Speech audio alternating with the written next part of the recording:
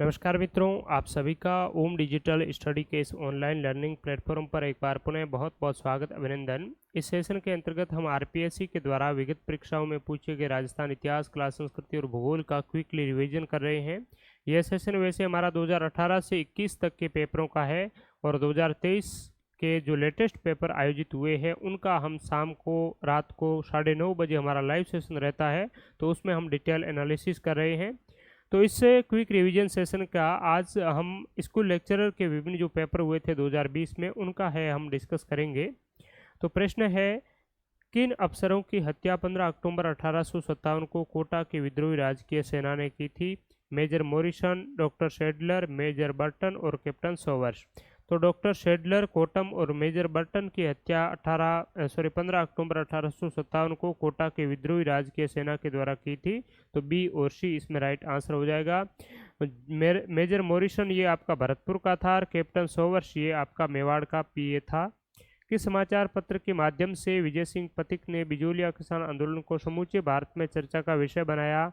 नवीन राजस्थान, प्रताप, तरुण राजस्थान, युगांतर। तो प्रताप समाचार पत्र के माध्यम से बिजोलिया को भारत भर में चर्चा का विषय बनाया था। श्री वैष्णव संप्रदाय के संबंधित कौन है? वल्लभाचार्य, रामानुज, चैतन्य महाप्रभु या मीरा। तो रामानुज श्री वैष्णव संप्रदाय से संबंधित हैं और राजस्थान में इनकी प्रमुख पीठ है ये गलताजी जयपुर में है, जिसे उत्तरी तोतादरी के नाम से जाना जाता है। वल्लभाचार्य जी ने वल्लभ संप्रदाय का प्रवर्तन किया और इसे पुष्टि मार्गीय संप्रदाय के नाम से भी जाना जाता है। चैतन्य महाप्रभु ने गौड़ीय संप्रदाय का प्रवर्तन किया। कौन सम्राट अकबर के दरबार के चित्रकारी के उस्ताद थे? अब्बुल हसन, मुश्किन या ख्वाजा अब्दुस समद या उस्ताद मंसूर। तो ख्वाजा अब्दुस समद अकबर के दरबार के प्रसिद्ध चित्रकार थे। अकबर ने किसको शिष्टमंडल का अंतिम नेतृत्व करने के लिए प्रताप के पास भेजा ताकि वह शांतिपूर्वक अधीनता स्वीकार कर सके? तो प्रताप को अधीनता स्वीकार करवाने के लिए अकबर ने 4 शिष्टमंडल भेजे, जिसमें पहला था जलाल खान, दूसरा था मान सिंह, तीसरा था भगवंत दास और चौथा आपका टोडरमल था। तो यहाँ राइट आंसर विकल्प नंबर 2 हो जाएगा। राजस्थान में न्यूनतम दैनिक तापांतर कौन से महीनों में पाया जाता है? जनवरी, फरवरी, मई व जून, जुलाई व अगस्त, अक्टूबर एवं नवंबर। तो जुलाई और अगस्त के महीने में राजस्थान में न्यूनतम दैनिक तापांतर पाया जाता है। किस जिले में 2011 में न्यूनतम बाल लिंगानुपात अंकित किया गया? करौली, जैसलमेर, बांसवाड़ा और टोंक। तो 2011 में न्यूनतम जो बाल लिंगानुपात है वो इन विकल्पों की दृष्टि से हमारा करौली राइट आंसर हो जाएगा।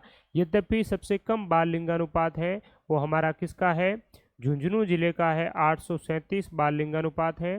इसके बाद में दूसरा नंबर है सीकर का 848 है और तीसरा नंबर करौली का है, इसका 853 है। ठीक है, और सर्वाधिक बाल लिंगानुपात आपसे पूछ लिया जाए तो बांसवाड़ा बताएंगे आप 934। नेक्स्ट है गलत युग्म को पहचानिए। खनिज और खान दी गई है। चूना ये कनोई है, मैग्नेसाइट सेंड्रा, पन्ना कालागुमान और बेंटोनाइट ये राजगढ़। तो ये हमारा गलत है, सुमेलित सही नहीं है, क्योंकि बेंटोनाइट का उत्पादक जिला राजस्थान का बाड़मेर में प्रमुख रूप से बेंटोनाइट उत्पादित होता है। इसके अलावा बीकानेर और सवाई माधोपुर में बेंटोनाइट का उत्पादन होता है। अगला पेपर है, यह भी 6 जनवरी 2020 को आयोजित हुआ था, स्कूल लेक्चरर का है। तो इसमें पूछा गया है कि 2 वक्तव्य स्टेटमेंट दिए हुए हैं, एक तो आपका असर्शन है और दूसरा रीजन है। तो कथन अभिकथन ये है कि भक्ति संतों ने आम जनता के मध्य अपनी शिक्षाओं का प्रचार करने के लिए प्रमुखतः क्षेत्रीय भाषाओं का प्रयोग किया। तो रीजनल जो लैंग्वेज है वो भक्ति संतों ने अपनाई थी। इसका कारण क्या था? तो कारण इसमें दिया गया है, दिल्ली सुल्तानों तथा मुगल शासकों ने फारसी को अपनी कार्यालयी भाषा बनाया। तो उन्होंने फारसी को अपनी भाषा बना दिया, तो क्या संतों ने उन्हीं के देखा देखी करके ये अपनी लोकल क्षेत्रीय रीजनल लैंग्वेज ली थी? इसका कारण क्या ये है? तो ये बिल्कुल नहीं है। इसीलिए हमारा जो विकल्प है वो ए, तो इसमें क्या है विकल्प यहाँ पर कूट देखा जाए तो ए तथा आर दोनों सही है। आर ए की सही व्याख्या करता है, ये बिल्कुल नहीं है। ए तथा आर दोनों सही है, परंतु आर सही की व्याख्या नहीं करता है। तो ये बिल्कुल हमारा राइट आंसर हो जाएगा। यह कथन तो बिल्कुल सही है कि दिल्ली सुल्तानों तथा मुगल शासकों ने फारसी को अपनी कार्यालयी भाषा है वो बनाया, ऑफिशियल लैंग्वेज बनाया फारसी को। ये बिल्कुल सही बात है और ये भी सही बात है, लेकिन इसका कारण ये नहीं है कि क्षेत्रीय भाषाओं का प्रयोग क्यों किया गया। इसी कारण से नहीं किया गया। क्षेत्रीय भाषाओं का प्रयोग लोक संतों ने, भक्ति संतों ने इसलिए किया ताकि जो लोग हैं वो उन भाषाओं को आसानी से उन चीज़ों को समझ सके, क्योंकि ज़्यादातर हमारे धार्मिक ग्रंथ है वो संस्कृत भाषा में लिखे हुए हैं, जिससे आमजन है वो समझ नहीं सकते थे। तो यही कारण था। इसीलिए आपके जो कबीरदास जी है, दादू जी है, इन्होंने ढूंढाड़ी जो आपकी मूल भाषा है, मेवात के जो संत हैं उन्होंने मेवाती भाषा, पश्चिमी राजस्थान के जसनाथ जी जाम्बोजी हैं उन्होंने आपकी पश्चिमी जो मारवाड़ी भाषा उसका है वो विशेष रूप से प्रयोग किया है। 1857 के विद्रोह की शुरुआत के समय उदयपुर में ब्रिटिश रेजिडेंट कौन था? Captain Eden, sir John Lawrence, captain Sowers और मेजर बर्टन। तो उदयपुर का पॉलिटिकल एजेंट था ये आपका कैप्टन सोवर्स था, ईडन जयपुर का था और मेजर बर्टन कोटा का था। समाचार पत्र के साथ विजय सिंह पथिक का नाम जुड़ा हुआ है, राजस्थान केसरी, तो एक ही राइट आंसर हो जाएगा। राजस्थान केसरी और तरुण राजस्थान, नवीन राजस्थान इत्यादि राजस्थान सेवा संघ और विजय सिंह पथिक के द्वारा इनका संचालन किया जाता था। कुछ प्रश्न जो पॉलिटी के हैं वो भी आ गए हैं तो हम देख ही लेते हैं। वे तीन आधार जिन पर संविधान के आर्टिकल 352 के अधीन आपात उद्घोषणा की जा सकती है में शामिल नहीं है। आंतरिक अशांति, युद्ध, बाह्य आक्रमण, सशस्त्र विद्रोह।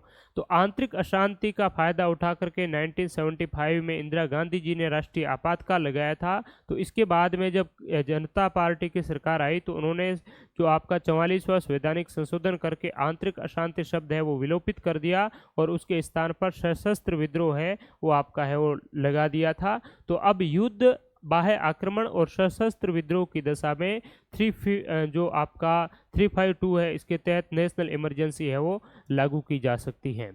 नेक्स्ट है, संघ की मंत्रिपरिषद सामूहिक रूप से उत्तरदायी होती है राष्ट्रपति के प्रति, संसद के प्रति, लोकसभा अध्यक्ष के प्रति या लोकसभा के प्रति। तो संघ की मंत्रिपरिषद सामूहिक रूप से लोकसभा के प्रति होती है, इंडिविजुअली जो मंत्री होते हैं वो राष्ट्रपति के प्रति होते हैं। संसद में राजस्थान से कितने सदस्य चुने जाते हैं? 25, 29, 35 और 40।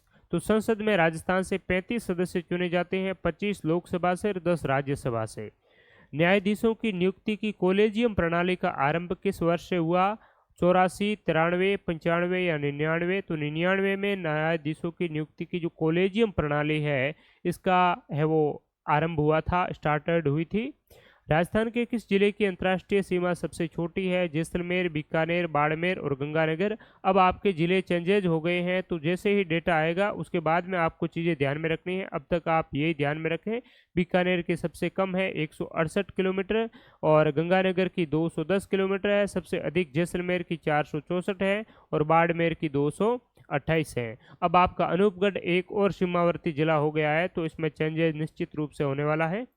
कोपेन के वर्गीकरण के अनुसार किस जिले में AW प्रकार की जलवायु नहीं पाई जाती है? बांसवाड़ा में पाई जाती है, डूंगरपुर में और झालावाड़ में भी पाई जाती है, लेकिन बूंदी में AW प्रकार की जलवायु नहीं पाई जाती है।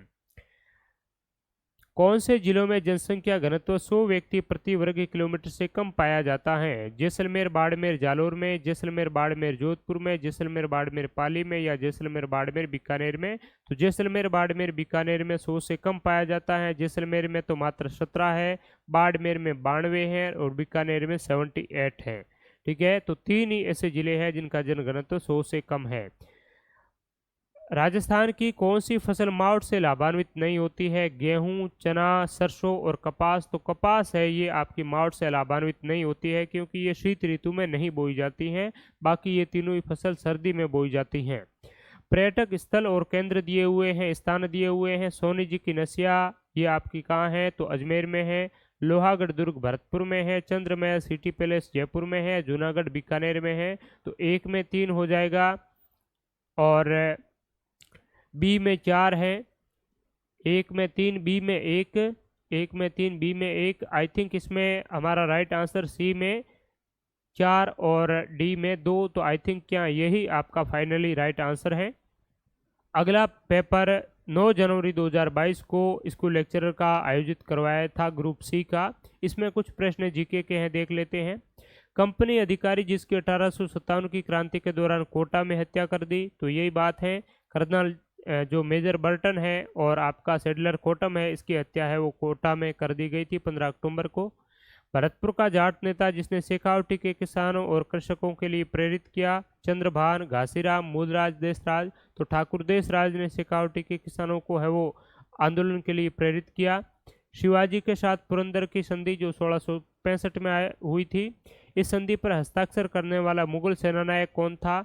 तो मिर्जा राजा जय सिंह, यानी कि जय सिंह प्रथम, इसको ही मिर्जा राजा कहते हैं। और इन्होंने शिवाजी के साथ में 1665 की पुरंदर की संधि पर हस्ताक्षर किए थे मुगलों की ओर से।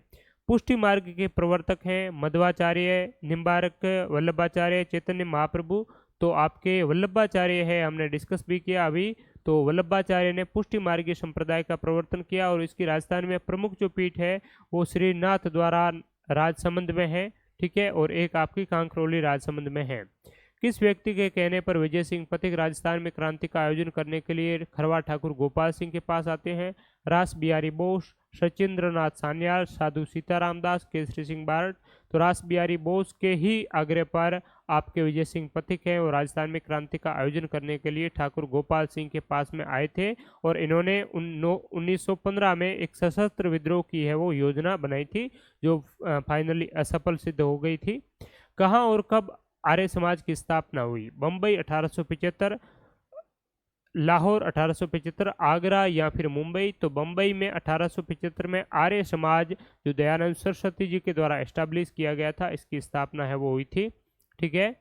नेक्स्ट है जनगणना 2011 के अनुसार राजस्थान में अनुसूचित जनजाति की जनसंख्या का प्रतिशत कितना है? तो एसटी की जनसंख्या का राजस्थान में प्रतिशत 13.5% है और एससी का है 17.8%। राजस्थान में अनुसूचित जाति की जनसंख्या पाई जाती है। रामगढ़ की गोलाकार पहाड़ियाँ कौन से प्रदेश में अवस्थित है? शेखावाटी, हाड़ौती, छप्पन या घग्गर?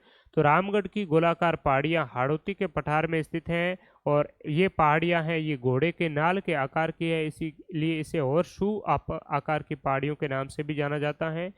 कहाँ यानी कि राजस्थान में धूलभरी आंधियां डस्ट स्टॉर्म्स चलने के लिए आवश्यक दशा कौन सी है?